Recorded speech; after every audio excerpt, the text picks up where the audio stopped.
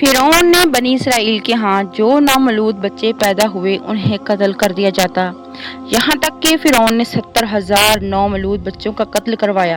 اس وقت فرعون کی مقرر کردہ دائیاں بنی اسرائیل کی حاملہ عورتوں کی نگرانی کیا کرتی تھیں۔ فرعون نے یہ کام اپنے ایک خواب کی وجہ سے کیا تھا۔ جب نجومیوں نے فرعون کے خواب کی تعبیر بیان کرتے ہوئے کہا کہ ایک بچہ پیدا ہوگا جو تمہاری سلطنت کو نیست و نابود کر دے گا۔ یہ واقعہ حضرت موسیٰ علیہ السلام کی ولادت کا ہے کہ کس طرح اور کن مشکل حالات میں حضرت موسیٰ علیہ السلام کی ولادت ہوئی، اور پھر کس طرح انہوں نے اپنے ہی دشمن کے گھر میں پرورش پائی، اور فرعون نے ایسا کون سا خواب دیکھا جس کی وجہ سے وہ وحشت زدہ ہو گیا۔ آج ہم آپ کو اس ویڈیو میں قرآن مجید کی آیات روایات کی روشنی میں حضرت موسیٰ علیہ السلام کی ولادت کے بارے میں ساری معلومات دیں گے۔ فرعون اپنی بدکرداری، بدفعلی، ظلم پروری اور سرکشی میں مصروف تھا کہ ایک رات اس نے خواب دیکھا کہ فلسطین شام کی طرف سے ایک آگ بھڑکتی ہوئی مصر کی جانب بڑھ رہی ہے اور وہ تیزی سے سب کچھ جلا رہی ہے، اور تھوڑے ہی عرصے میں سب کچھ جل کر راکھ ہو گیا۔ اس آگ کی لذت سے مصر بچ گیا۔ خواب سے بیدار ہوا تو بے حد گھبرایا اور کاہلوں اور تعبیر بیان کرنے والوں کو بلا کر ان سے خواب بیان کیا اور ان سے خواب کی تعبیر کی خواہش کی۔ ان سب لوگوں نے ایک ہی جواب دیا کہ بنی اسرائیل میں ایک بچہ پیدا ہوگا جو کہ تجھ سے تیرا ملک چھین لے گا اور تیری سلطنت پر قبضہ کرے گا، اور تجھے اور تیری قوم کو تیرے ملک سے نکال دے گا اور تیرے دین کو بدل دے گا۔ یہ سن کر فرعون آگ بگولا ہو گیا اور کہنے لگا، یہ لوگ ہمارے ہی ملک میں رہتے ہیں اور انہی میں سے بچے پیدا ہو کر ہمیں تباہ کریں گے، یہ کیسے ہو سکتا ہے؟ میں ان کو زندہ نہیں چھوڑوں گا جو اس خواب کی تعبیر سن کر میری سلطنت کو تباہ کر سکے۔ اس کے بعد فرعون نے ملک کی تمام دائی عورتوں کو بلایا اور حکم دیا، ملک میں جتنی بھی عورتیں حاملہ ہیں ان کا حمل ضائع کروا دو، اور خیال رکھو کہ کوئی عمل تکمیل کو نہ پہنچے، اور اگر وہ ماں کے پیٹ میں دن پورے گزار بھی لے تو اسے زندہ مت پیدا ہونے دو۔ حکم پانے کے بعد دائیوں نے کام شروع کر دیا، اور فرعون نے بہت سے سنگ دلوں کو بلا کر حکم دیا کہ اس وقت جتنے بھی بچے ہیں ان کو قتل کر دیا جائے۔ چنانچہ کام تیزی سے شروع ہوا۔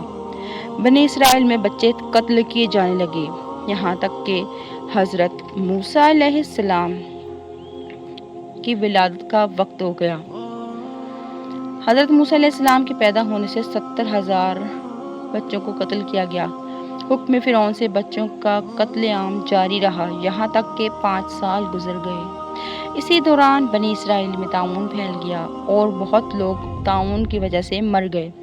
یہ دیکھ کر چند معزز باشندے فرعون کے پاس گئے اور کہنے لگے کہ اے بنی اسرائیل کا قتل عام ایک طرف جاری ہے اور دوسری طرف طاعون کی تباہ کاری فروغ پا رہی ہے۔ اندیشہ ہے کہ بنی اسرائیل قریب ہی بالکل ختم ہو جائے گی، اور اس کا نتیجہ یہ ہوگا کہ ملک کا نظام درہم برہم ہو جائے گا اور ہمارے تمام چلتے کام بند ہو جائیں گے۔ فرعون نے اس بات پر غور کیا اور معقول خیال کر کے قابل دائیوں کو حکم دیا کہ مسلسل بچوں کو قتل نہ کریں اور حمل ضائع نہ کریں، 1 سال اپنا حمل جاری رکھیں اور 1 سال بند رکھیں۔ ان دنوں میں حضرت موسیٰ علیہ السلام رحم مادر میں آ گئے تھے۔ حضرت موسیٰ علیہ السلام کی والدہ حمل کے ابتدائی دنوں میں تھیں۔ حضرت موسیٰ علیہ السلام کا حمل کسی طرح ظاہر نہ ہوا، اور آخرکار وہ وقت آ گیا جب آپ کی پیدائش ہوئی اور آپ اپنی ماں کی گود میں آ گئے۔ جس سال بچوں کا قتل بند تھا اس سال حضرت ہارون علیہ السلام پیدا ہوئے، اور جس سال قتل جاری تھا اس سال حضرت موسیٰ علیہ السلام پیدا ہوئے۔ آپ کے باطن مادر میں قیام اور ولادت میں خدا کریم کا خاص کرم شامل تھا۔ جب نجومیوں نے فرعون کو کہا کہ بچہ پیدا ہو گیا ہے تو فرعون سخت غصے میں آ گیا۔ فرعون کے سپاہیوں نے گھر گھر جا کر تلاشی لینا شروع کی۔ حضرت موسیٰ علیہ السلام کی والدہ خوف فرعون سے کانپنے لگی اور ایسا لگے کہ ابھی لوگ آ جائیں گے اور میرے بیٹے کو قتل کر دیں گے اور مجھے بھی تباہ کر دیں گے۔ اللہ تعالیٰ نے دل کو مضبوط کر دیا، گھبراہٹ غائب ہو گئی، مگر یہ فکر لاحق ہو گئی کہ اب کیا کریں۔ آپ کی کبتی دائی نے دیکھ کر پوچھا، کیا ہوا، کیوں ڈر رہی ہو؟ کہا، خوف فرعون سے ڈر رہی ہوں۔ تو انہوں نے جواب دیا کہ ڈرو نہیں، میں کسی سے کچھ نہیں کہوں گی مگر تم اس کی حفاظت کا انتظام کرو۔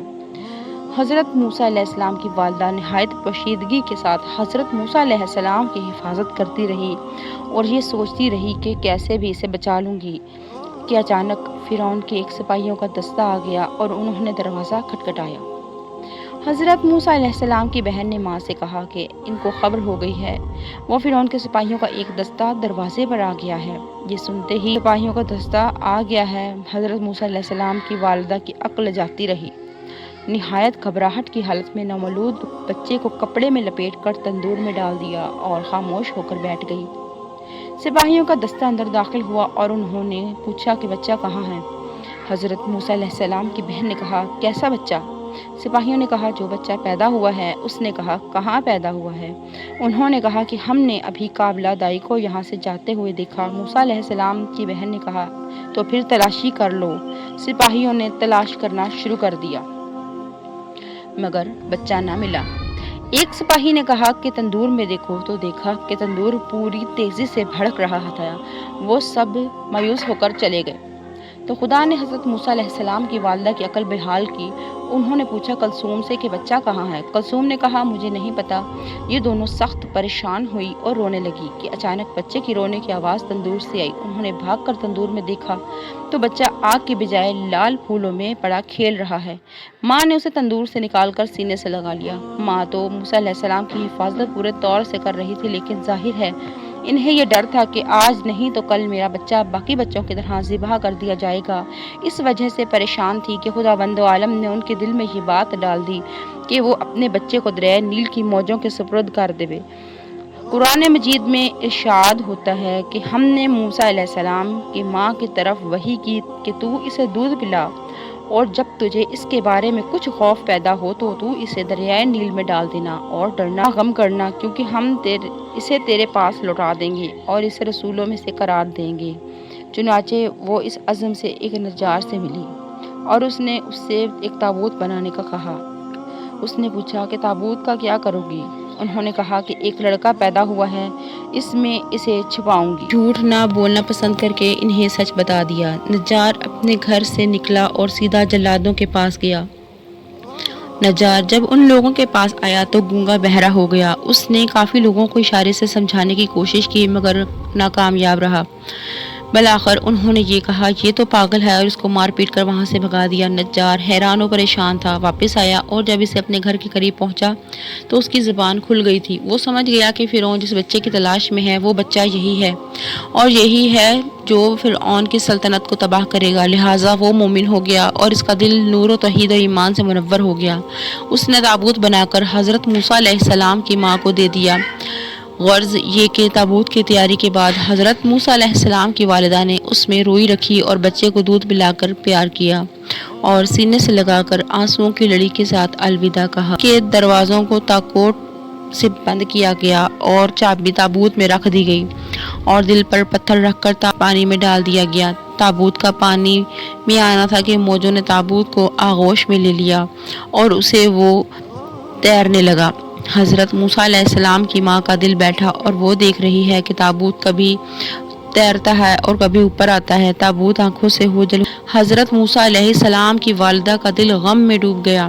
موسیٰ علیہ السلام نے اپنی بیٹی سے کہا کہ میری بیٹی تو اس تابوت کے ساتھ ساتھ چلی جا۔ وہ بیچاری محبت کی ماری کنارے کنارے چلی اور جہاں جا کر تابوت ٹھہرا وہیں وہ بھی ٹھہر گئی۔ روایت میں ہے کہ فرعون کی صرف ایک ہی لڑکی تھی، وہ برس کی بیمار میں مبتلا تھی۔ فرعون اس کے علاج سے عاجز آ چکا تھا۔ آخر میں طبیب اور نجومیوں نے یہ بتایا کہ دریا نیل میں سے مخلوق برآمد ہوگی جو انسان کی صورت میں ہوگی، اس کے لعاب دہن سے اس لڑکی کو شفا ہوگی۔ فرعون نے اس خبر کے مطابق دریائے نیل میں ایک عالیشان محل بنوایا، اسی امید میں کہ وہ مخلوق رونما ہو جس کے ذریعے سے میری لڑکی کو شفا ہو۔ خود بھی رہتا اور اس کے ہمراہ اس کی بیوی حضرت آسیہ بھی تھی۔ حضرت موسیٰ علیہ السلام کا بہتا ہوا تابوت جب فرعون کے محل کے سامنے آیا تو فرعون کی بیٹی کی کنیزوں نے دیکھ لیا جو اسی مقصد کے لیے وہاں موجود تھی۔ انہوں نے فوراً تابوت اٹھا لیا اور فرعون کی بیوی کے پاس لے گئی۔ قرآن مجید میں ہے کہ فرعون کے اہل خانہ موسیٰ علیہ السلام کو دریائے کی موجوں سے پکڑ لیا۔ حضرت آسیہ نے جیسے ہی صندوق کھولا، ایک چاند سا چہرہ بچہ نظر آیا جس کی پیشانی سے نور چمک رہا تھا۔ حضرت آسیہ نے اس تابوت سے اٹھا لیا۔ فرعون کی بیٹی نے بڑھ کر اسے آغوش میں لے لیا۔ بقدرت خدا حضرت موسیٰ علیہ السلام کے دہن سے جو لعاب نکلا وہ اس کے جسم سے جا لگا اور وہ فوراً صحت یاب ہو گئی۔ اب تو اس کی خوشی کی کوئی انتہا نہ رہی۔ باپ کو خبر دی۔ فرعون چلا تو موسیٰ علیہ السلام حضرت آسیہ کے گود میں تھے۔ فرعون نے حضرت آسیہ سے کہا کہ مجھے یہ بچہ میرے لیے خطرے کا پیغام معلوم ہوتا ہے، میں اسے قتل کر دوں گا۔ حضرت آسیہ نے کہا کہ یہ بچہ میری اور تیری آنکھوں کا گلزار ہے، نور ہے، اسے تم قتل نہ کرنا، ممکن ہے یہ ہمارے لیے نفع بخش ہو، ہم اسے اپنا بیٹا بنائیں گے۔ اسی طرح فرعون حضرت موسیٰ علیہ السلام کو قتل کرنے کے ارادے سے باز رہا۔ پھر حضرت آسیہ نے قریب کی عورتوں کو بلایا جو دودھ پلانے کا کام کرتی تھیں، مگر اس بچے نے کسی کا بھی دودھ نہ پیا۔ قرآن مجید میں ہے کہ ہم نے تمام دودھ پلانے والیوں کو اس پر حرام کر دیا۔ یہ حال دیکھ کر حضرت آسیہ بہت گھبرائیں۔ کلثوم جو کہ تابوت کے ساتھ دوڑتی ہوئی وہاں پہنچی، اس نے بڑھ کر حضرت آسیہ سے کہا کہ اگر آپ اجازت دیں تو میں ایک ایسی عورت کو آپ کی خدمت میں حاضر کروں جس کے متعلق امید ہے کہ وہ یہ اس کا دودھ پی لے گا۔ حضرت آسیہ نے کہا کہ جاؤ اور ضرور لاؤ۔ چنانچہ جیسے ہی موسیٰ علیہ السلام کی والدہ فرعون کے محل میں لے گئے، موسیٰ علیہ السلام نے جیسے ہی اپنی ماں کی خوشبو سونگھی ان کا دودھ پینے لگے، اور اسی طرح موسیٰ علیہ السلام کو ان کی والدہ کے پاس واپس لوٹا دیا گیا تاکہ ان کی آنکھیں روشن رہیں اور ان کا دل غمگار نہ ہو، اور یہ جان لے کہ خدا کا وعدہ برحق ہے اگرچہ کچھ لوگ نہیں جانتے۔ حضرت موسیٰ کو یوں پورے طور سے ماں کے سپرد کر دیا گیا کہ وہ اپنے گھر لے جا سکیں اور دودھ پلایا کریں، اور روزانہ یا کبھی کبھی بچے کو محل میں لے آیا کریں تاکہ ملکہ مصر اسے دیکھ لیا کریں۔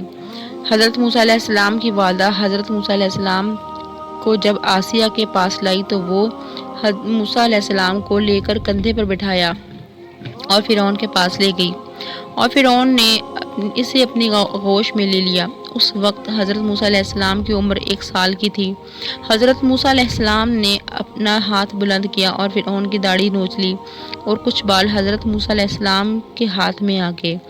موسیٰ علیہ السلام ہنس پڑے۔ فرعون کو غصہ آ گیا اور اس نے حضرت موسیٰ علیہ السلام کو قتل کر دینے کا ارادہ کیا، مگر جناب آسیہ کہنے لگی کہ اے فرعون، بچوں کی حرکتیں ناقابل انتقام ہوتی ہیں اور اس کا اثر نہیں لیا کرتے۔ فرعون نے کہا یہ میرا فیصلہ اٹل ہے کہ بی بی آسیہ نے کہا یہ تو کوئی عقل مندی کی بات نہیں، میری رائے یہ ہے کہ اس کا امتحان لو جس میں یہ ثابت ہو جائے کہ اس کی عقل کس طرح سے پختہ ہے یا نہیں، اور اگر اس نے جان بوجھ کر ایسا کیا ہے تو بے شک پہلی فرصت میں سے قتل کر ڈالو، اگر نہیں تو اسے درگزر کرو۔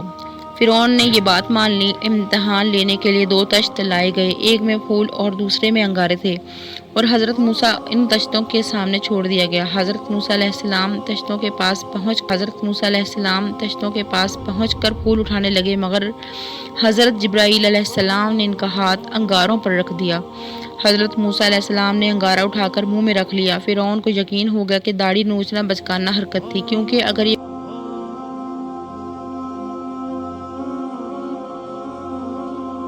فرعون نے درگزر کیا اور موسیٰ علیہ السلام قتل ہونے سے بچ گئے۔ حضرت موسیٰ علیہ السلام کی والدہ کی پرورش کر رہی تھی، یہاں تک کہ وہ زمانہ آ گیا جب بی بی آسیہ کے پاس انہوں کو ہمیشہ کے لیے رکھ لیا گیا۔